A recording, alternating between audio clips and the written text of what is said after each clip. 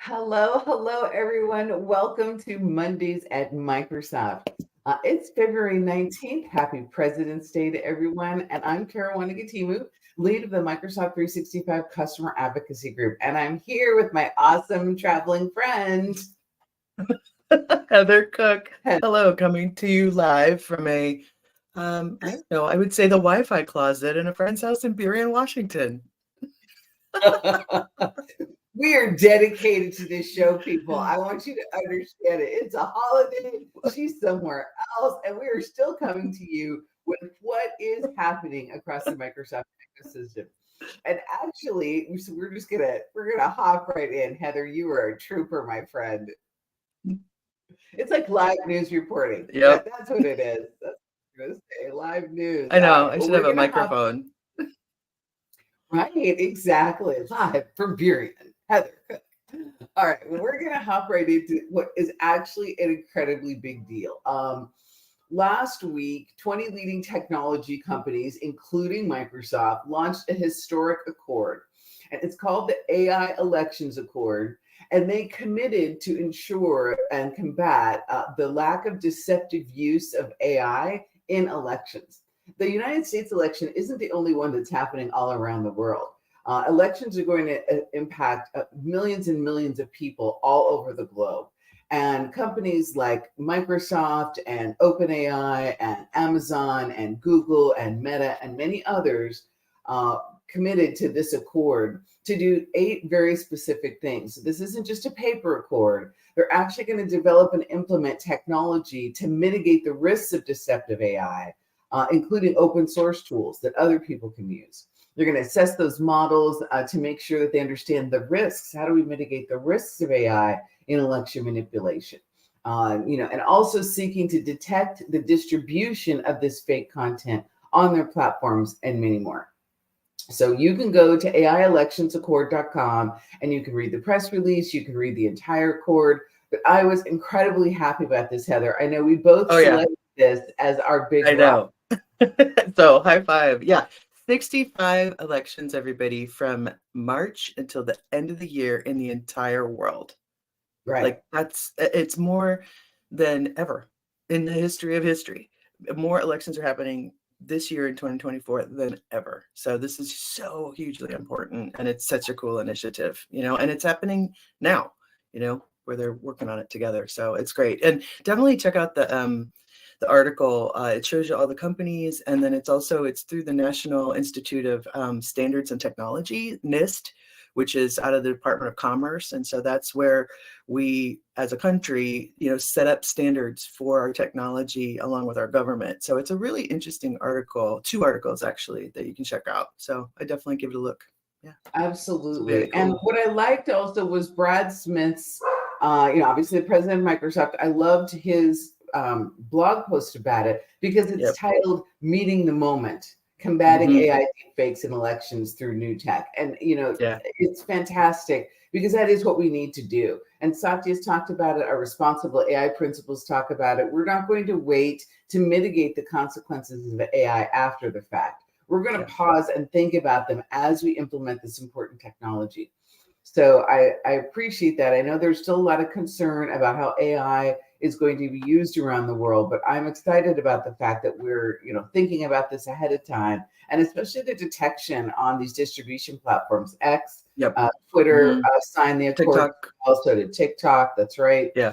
And of course, Meta with Facebook. So let's I'm going to give them the benefit of the doubt that we're going to do some awesome stuff with this particular. Yeah, completely. And also it's interesting that they're looking at the deep fake situation too. Like that's a big part of this as well, is like looking at imagery and looking at voices. Like if people are doing deep fakes of electors and people running. And so that's part of this whole thing too. And we've had a bunch of that in the news as of late. With some of our celebrities and stuff. So it'll be really good that they're keeping an eye on that as we go into these elections. So, because that's important, right? One meme, one thing can change people's minds about what's going on in the world. And so it's really important. And when we use our technology, it unfortunately sometimes can be used to do that sort of thing, right? So absolutely. No, that's absolutely true. So there's a lot happening there. I'm sure that you'll continue to see and hear about work being done to combat, whether it's on the security front with hacking, on the deep fake side. There's just a lot happening and a lot of very smart people working on that and using tech for good. And so Yeah. I always like to say, yes, technology is like any other tool, right? You can use it to build something or you can use it to tear something down. So I'm going to believe that there's more people trying Yes, to build in for this the world, good. right? Life for good. Absolutely. Yeah. There's other stuff Yeah. going on, though, Heather. What else is happening? Well, connected to this and talking about AI, because we can't stop talking about it because it's here, folks. I have to say, last night I showed two of my friends ChatGPT for the first time. Like they both were like, what? Yeah, so that was it's been fun. And people who are not in tech, for sure, but we have an AI tour that's been going around the United States, and I believe I was talking to Donna Sakar last night because I saw her here in Seattle at her new restaurant, Side Hustle, by the way, in Kirkland, Washington, and we were talking about there's 30 cities all across the world for the AI tour. So there, we can put a link in there, but you can go check out Microsoft, our technology, or the Copilot, and go see that in person. And so that's there's Japan, there's Sao Paulo, so it's happening all over the place. 30 cities from now until I think the end of the fall. So definitely check out that link and get signed up and go check it out. So that's gonna be awesome. And all of that is free as well. You get Yeah. to hear folks. And what I like also is it does talk about the technology. It's not like a super deep technical training, but it talks about the technology in a business sense. So, Yep. and I love that you get to go to that in person because sometimes the most important thing about going to an event like that is the other Yeah. people you meet there. Right. It's Yep. a wonderful opportunity to expand your network and meet other people who are going through this learning just like you are. So make sure to do that for sure. It's fantastic. And Yeah. then when you want There's to more. yes, go ahead. Yes, No, absolutely. you go. Go. Okay. Well, then when you want to continue with your journey there, you can register for our upcoming Tech Accelerator on Copilot. Yeah. That is coming up on February 28th and 29th. Myself and Jeremy Chapman and a ton of people will be there teaching you the best information or getting your tenant ready for Copilot Microsoft 365. I'll cover user enablement and everything you have to do to manage the human side of this change. And you'll leave there knowing exactly what to do with all of our new materials. We're launching a whole new set of materials on February 28th and 29th. We're very excited about that.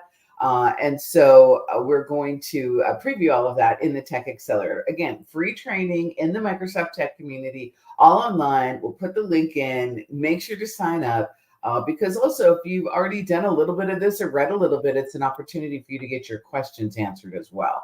So I'm excited. I love to teach. Yeah. And so I'm really excited to get to do my little part. That's awesome. Yeah. And what's going on in Microsoft 365 land, Caruana?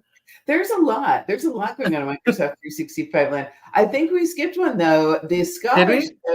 Oh, we did skip the scholarships. Oh, yeah.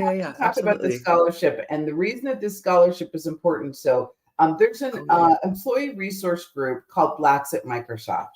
And they do all sorts of wonderful work and events inside the company and sometimes outside. And this time what they're doing is they're sponsoring a scholarship as part of our Global Diversity Inclusion program at Microsoft. And what I love about this page that we're going to put in there for you is scroll all the way to the bottom because they're not the only people offering scholarships, right, for training and certification and what have you. There's a high school internship program. There's Microsoft Philanthropies. There's the Disability Scholarship, OLA, which is our Hispanic American scholarship, employee resource group. Yeah. Thank you. Resource group. Oh my God. Yeah. Definitely there. And also women at Microsoft. So there's lots of opportunity, right, to get these scholarships, especially if you're early in career. Take the money, apply. You can't get it if you don't apply. Yeah, absolutely. Got to get in there to play for sure. That's awesome. And those links a lot of times have things going on year round too. I know we're in the Black History Month and Women's History Month's coming, but it's like let's get people educated every month, but definitely bookmark that one because there's stuff happening all the time and money that's sitting there that you should go get for sure. Absolutely. Awesome. Yeah. Cool. Absolutely. Well, we had a little bit of a pause. I guess I'm excited to say I actually got a little bit of sleep in the Microsoft 365 land. There's always a Yeah. lot of things going on, but really this focus right now has been about product safety, the accord that was Yeah. signed, and Mhm. then, of course, making our generative AI products safer for consumers, right? And so Yeah. we want to make sure, we believe that people don't actually understand all the ways that we are safeguarding their data. We recently expanded the commercial data protection to folks who are using, different versions of Copilot also online. All you have to do is sign in with your Enter ID, and that data protection is extended to you. And you have a new little visual icon. So when you're signed into Copilot on Mhm. the web, it'll say protected, right? Just to make it really obvious that we're implementing those data protections, over the wire. So it's very Yeah. important, and you can read more about all of those things and our approach to that, and like how it works in Designer and what have you. Because we apply the NIST AI risk management framework, and you can learn about that framework via the link that we're going to put. So, yeah, that's what's going on in our. Yeah. Yeah, it's cool. NIST is kind of all over the place. It's the whole standards and practices, and that blog's by Sumit Chaudhran, who is our corporate vice president of Office. And I got to meet her at the Power Platform conference. She was one of our keynotes, and it was really cool to you have these conferences where it sort of focuses on one, and then you have another, leader from another team showing that cross better together story, and so it's really neat to have her there talking about Copilot, and sort of not necessarily for the first time, but maybe, I don't know. I think she had some at Build, but that was the second time so we're out in the world. So that was really neat. So she's a great speaker, and it's a great article as well. Yeah. So And she was at yeah. M365 conference last season Yeah, too, talking about that's it. right. So, Yeah, yeah, yeah, completely. and Yep. she will be again. Woo, very Yeah. excited. Oh, yeah. Okay, cool. Right on. That's awesome. Let's see. So business applications, what's going on? The Power Automate for desktop, the February 2024 release is out. And so there's a couple of cool things. Picture-in-picture run mode. It's been introduced in public preview. So you can now run a local attended desktop flow within a virtual window that actually replicates the desktop, and then you don't have to interrupt the work on the machine. So this is great for, figuring out, building things out, and also just seeing what's going on in two different places and with different flows, or even the same flow at the same time. So that's really cool. And then there's been a whole lot of work on Power FX expressions. So now all you makers out there you can put those expressions directly into inputted text with a string interpolation. I love saying that word, interpolation. Or I was like, is it an extrapolation? I'm like, no, it's an interpolation. But it's only available for PowerX enabled in the desktop flows. And this is also in preview. So you got two new preview things in that blog to check out if you want to flip those on and go after and grab those. And then we also, Copilot Studio has a really cool blog post about deploying a custom Copilot into SharePoint. So again, Copilot Studio, starting out, in the business applications area, but also working with M365. And this is all about a custom Copilot in SharePoint with a single sign-on experience. So this basically in the samples repository, so there's a code sample there that will show you how to do this. And so how to publish that custom Copilot with SSO. And so since, we have so much content that's already managed in SharePoint, when you're looking for a generative answers, that capability, making it, like say, for an example, an employee facing customer or conversational AI experience, right? You want it to answer questions on topics like, I don't know, HR stuff like time off and perks or benefits or whatever, right? So with a Copilot that's created by Copilot Studio, which is the Copilot creator for Microsoft, those can be published into Teams, right? And other channels. But sometimes people would benefit from a Copilot being directly deployed on a SharePoint site. So it's grounded in the site page and the documents, right? So think about like a SharePoint site consolidating like HR related information in an embedded Copilot, answering employee questions and relevant HR policies there. So this code sample and snippet explains like how to create that wrapper so that it can be deployed into SharePoint, single sign-on, However, it is a bit of an involved process. So you have to really understand SPFX framework, and then you have to have the permissioning stuff in Azure. So that article is a step-by-step on how to do it. So you can go check that out, see if that's something you want to play around with and add to what you're doing. So kind of neat. Well, and So this have is you played?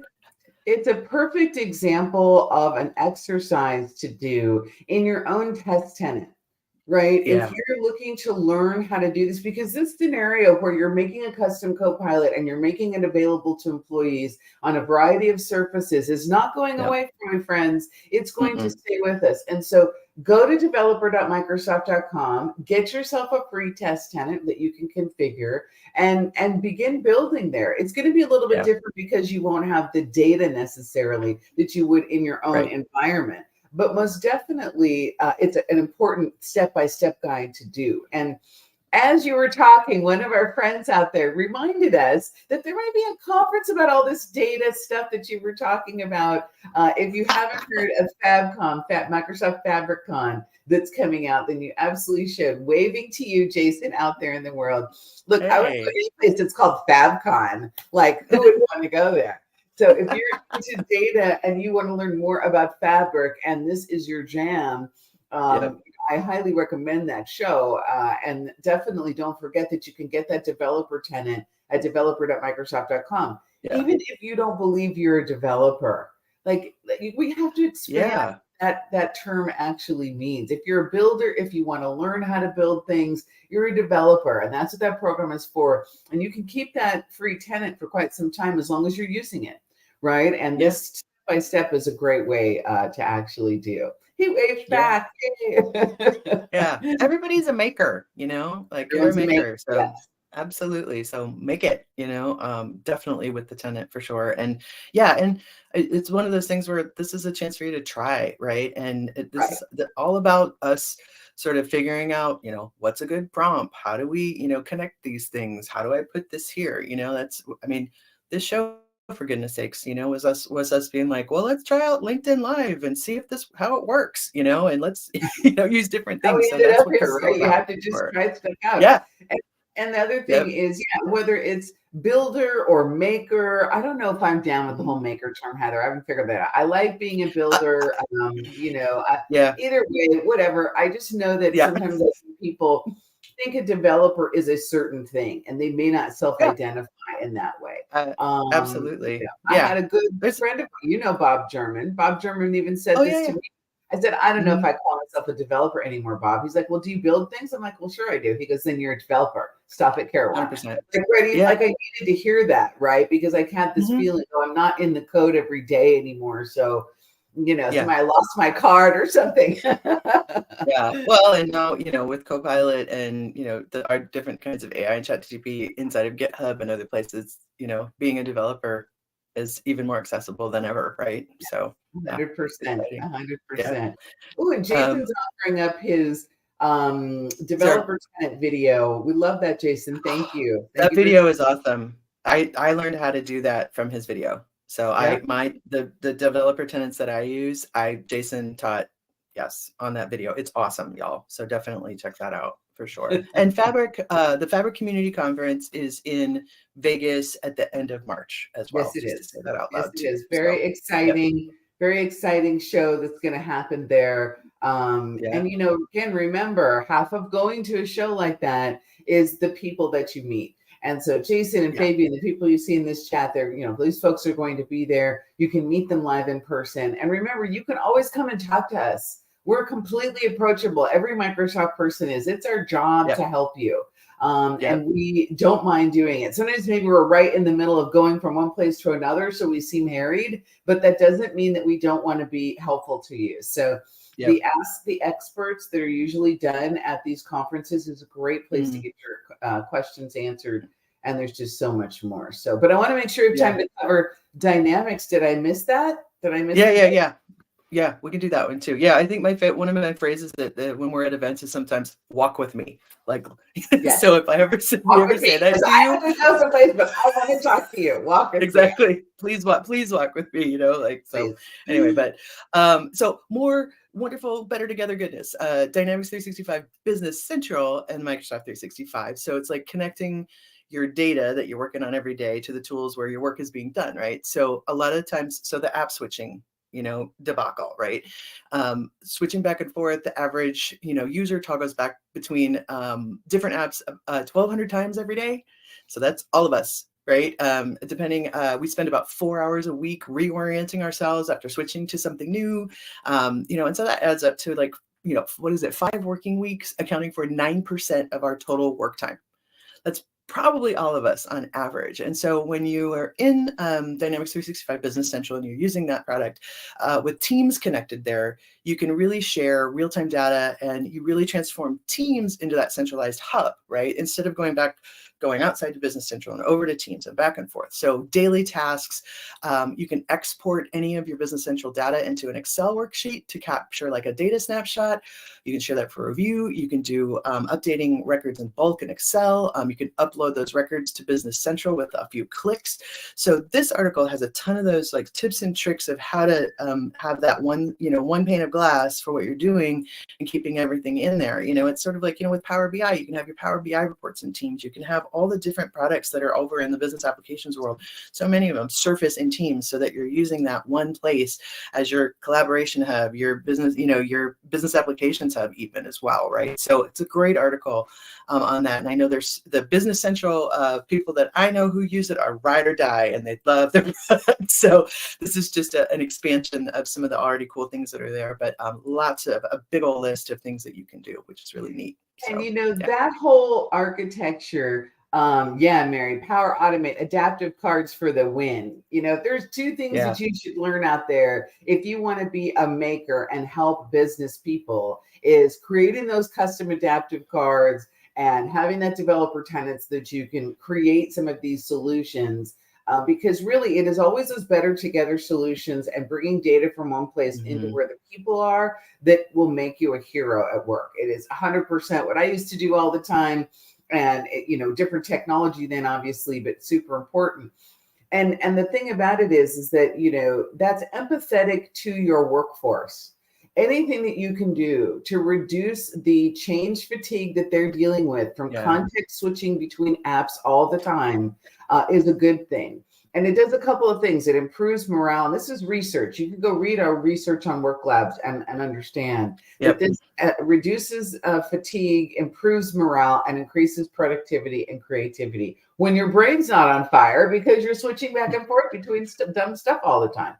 So really think about how you leverage, especially if you're about to move to the new teams, which everyone should be doing before the end of March. Make sure you're moving to the new teams.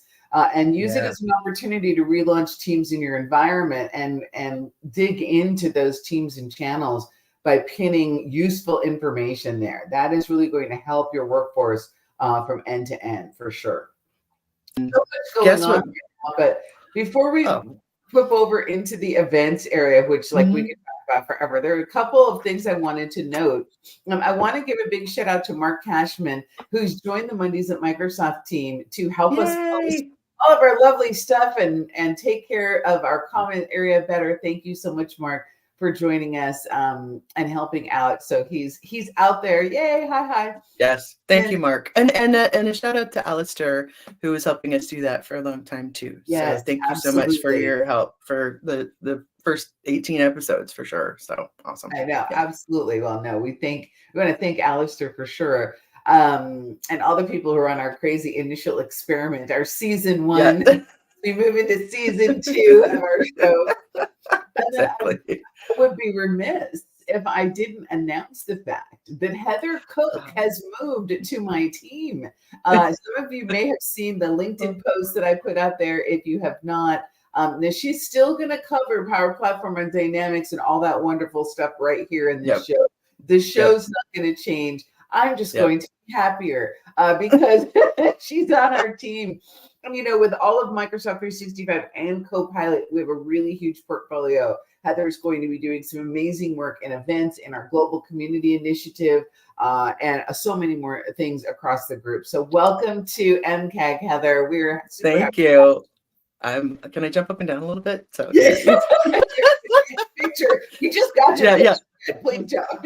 I know. I was like, don't touch your computer. Yeah, no, absolutely. I'm thrilled. Thank you, first of all. So excited. And it's going home in a way too for me. It's been like 2001. So it's been 23 years in and around Microsoft and coming up in SharePoint. That's where I came up with, well, so many of us, you included, so to me, it's great. I've had, I love Power Platform and Dynamics 365. And to me, it's just more community for everybody, and I get to go home to a team that I've been with for a very long time. And the portfolio is exciting, and Copilot, and, just thinking about how we build community around that is just, I like, cannot wait. And and doing more events and programs and all that. So just super excited. And the Global Community Initiative, which we talk about a ton with all of these events, we started that together. And so I now get to work on it more of my time, which is really exciting. So thank you for that. And thank you for Adam and Jeff for saying yes to that, and our internal Microsoft Community Council too, and Caruana. So I'm